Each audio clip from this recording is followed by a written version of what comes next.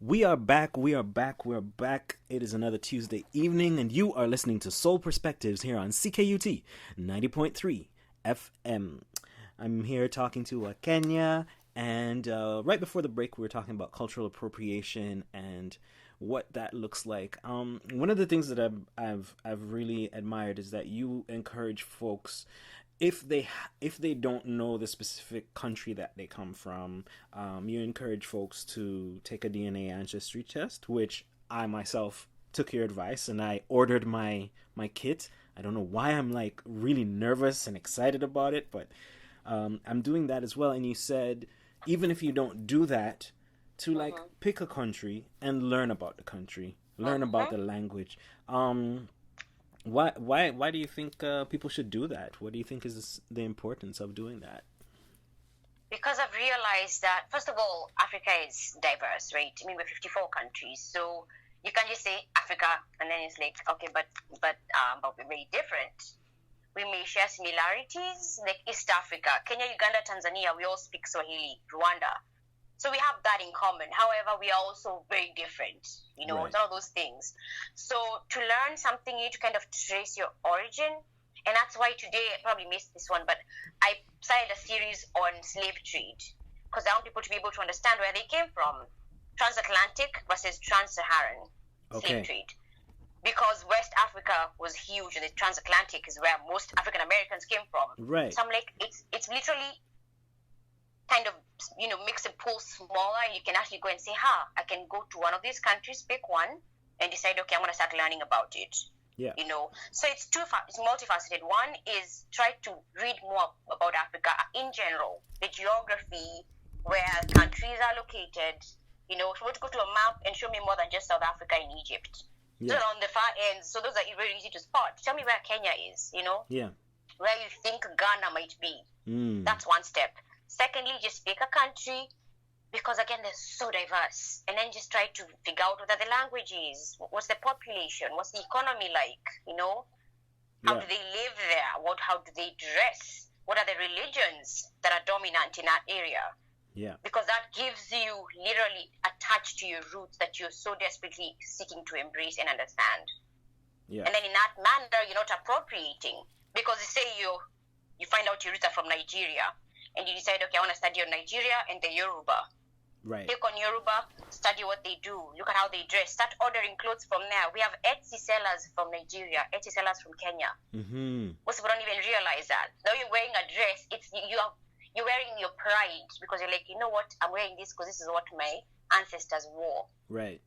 This is what my people wear back home, and you can take pride in it because you know what it means. And that's all I'm trying to tell people to do. Right. I don't know, like I've always felt connected with indigenous cultures from different parts of the world, and reconnecting with my African roots, because I feel privileged in that I'm Jamaican and Haitian, and yes. I think that gives me a little bit of an edge over someone who's African American, because yes. I had the privilege of growing up there in those countries, and so I didn't really get as much of the racism and the self-hatred. Like, whenever I went out on the street, it was mostly black folks that I was seeing. Right, exactly.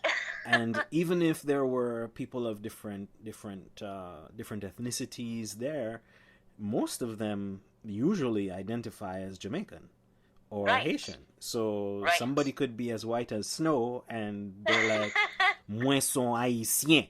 Like they'll throw down that Creole on you like nobody's business.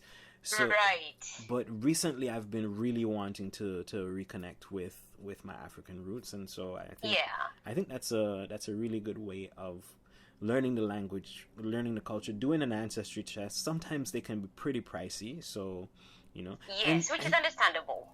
And sometimes too, like, I think there's two main things. One, super paranoid about like people taking your DNA and keeping it and then cloning and then all those conspiracies and stuff. Yes. And then two, how accurate are they really? True. Like, because there's there's a lot of them out there. So there's Ancestry, Mm-hmm. there's MyHeritage, there's also an African based one, Right. where it's like specific for Africans. But it's like, how accurate is any of these? And I feel like I have to take 3 or 4 and then Just to be just sure. put the Like a median propensity test. You're and like, just be I like, don't know, this okay. brand looks cheap. It's like, okay, I've done 3 of them, so this one said 30% Nigerian, that one said 20% Nigerian, that one said, okay, so I'm mostly Nigerian, and do an average or something. Right. And I get that quagmire. I mean, I don't understand it, but I get what you're saying.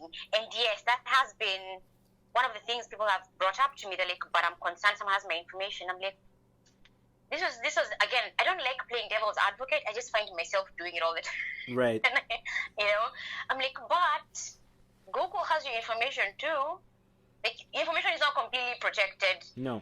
So I guess your need to know your heritage should overpower your paranoia about Yeah. your information being out there for you to take that step. I'm like, even if it's not super accurate, it's a start. Yes. You know what I'm saying? Which is why I specified, if you can't find the country, then the region. Yes. And doing your history, which is why history plays a big part. If you don't know where you're coming from, it's hard to know where you're going. Mm-hmm. I'm sure you've heard that saying. I don't know who came up with it, but Yeah. So learning where the slave trade started, what countries were involved exactly, that gives you an idea of, even if I'll never find out exactly where I'm from, it's one of these countries. Yeah. So let me study on one, or study on all of them, see what they share in terms of characteristics, and then just hone down on one and make it your own. Yeah.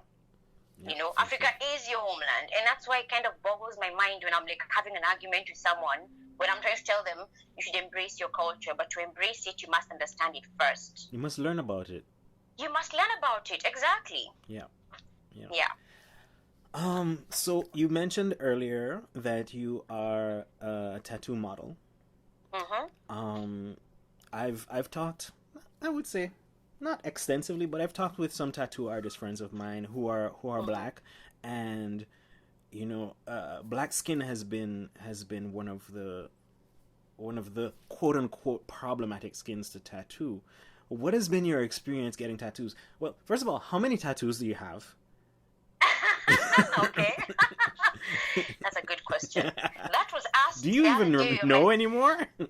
Oh, I know. I had to count them because someone asked me on my Instagram, for my YouTube channel, because again, my channel also covers tattoos, and I had to count them. And it was so funny because I was like, how do I count this? Is this one or are they two? Because again, I count them by piece. Right. Most of my work is kind of what I call patchwork. Right. It's not like a regular sleeve where you sit down with your artist, you're like, okay, we're going to do this whole arm.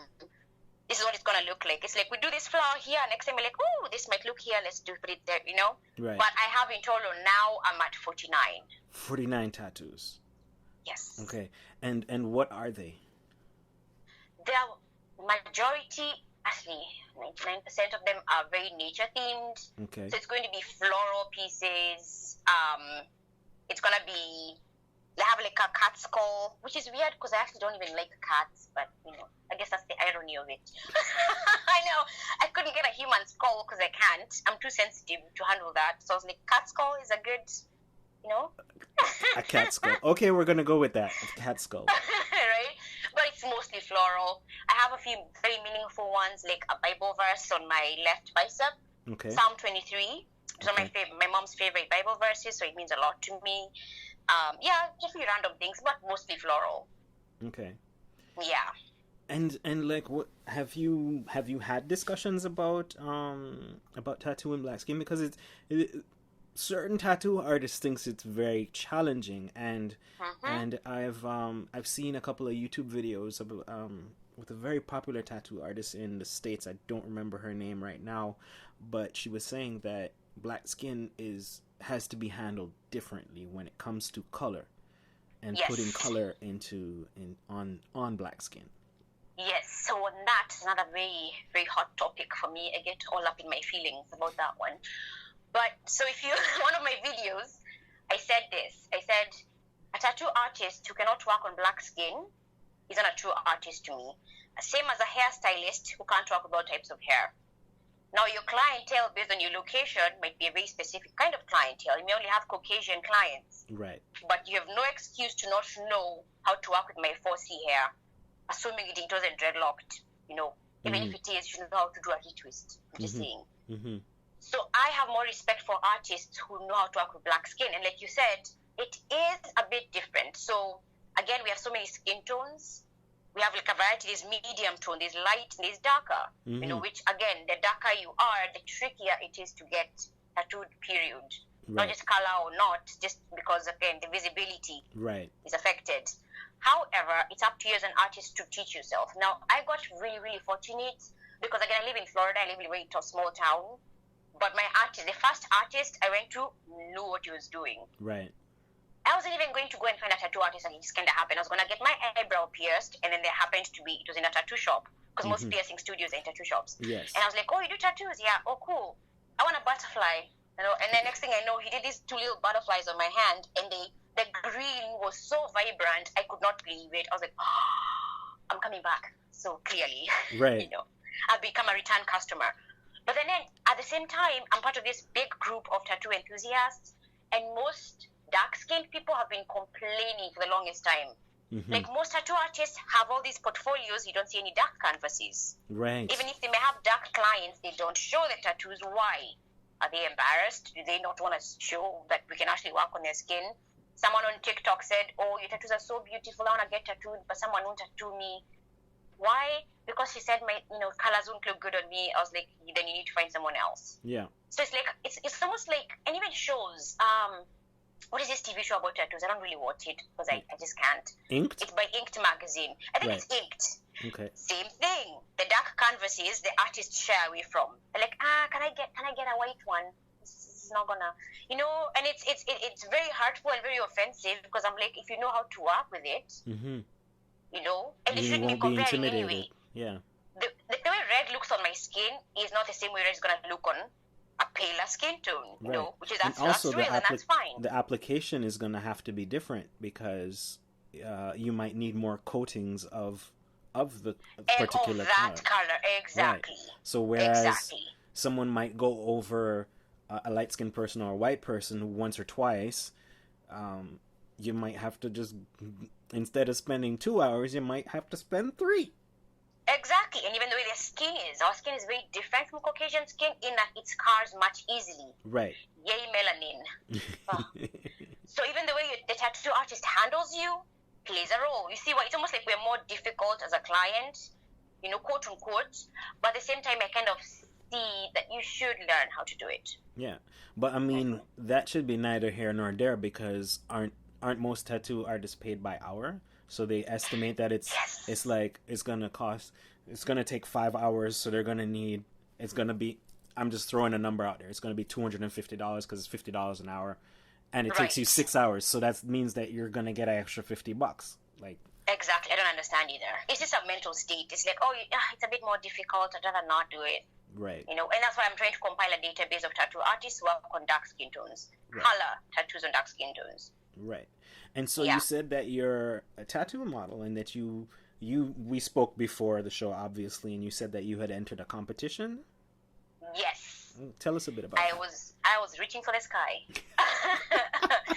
So anyway, Inked magazine has this, I think it's an annual competition, maybe it's biannual, I'm not very sure about the details, but for the cover like to be the cover girl. And as much as I understood, my chances were slim, given previous copies of the magazine, right, and no woman of color being featured. I was like, but you could have been the first, right? And that was the goal, but alas, COVID. I did, however, surprisingly get to the semi-final. The quarterfinals. Okay. Meaning I beat about 100,000 women who entered. Wow. So that was a big deal for me. I got coverage on some Kenyan newspapers in the diaspora and also locally. I put my name out there. I grew my Instagram following because a few Kenyan musicians actually endorsed me. Right. Which is a blessing because they're like, wow, you are doing things, girl. You are doing things. Yes. So that was a blessing. So even if I didn't win, it is a good you step in the right won. direction. Even if you didn't win, you still won. There was still... Exactly. I love that. Thank you. Yeah. Yes. Yeah. Yes. Yeah. Yeah. So what has been the impact in terms of people reacting to your tattoos? Oh. So I know you might think, what does that mean? It's been twofold. Okay. Now, I will say this. I have not been back to Kenya since I got this tattooed, heavily tattooed. I will say that. So I'm expecting a shock factor once I land next. Okay. In the US, it's been very interesting. For one, people are not used to seeing a person of color this heavily tattooed, at least where I live. Right? And again, tattooed if you go to well. Atlanta, it's a different situation. Right. And done well. And that's the other thing. The technique and the execution is amazing. So thank you, Tyler. It's my artist name.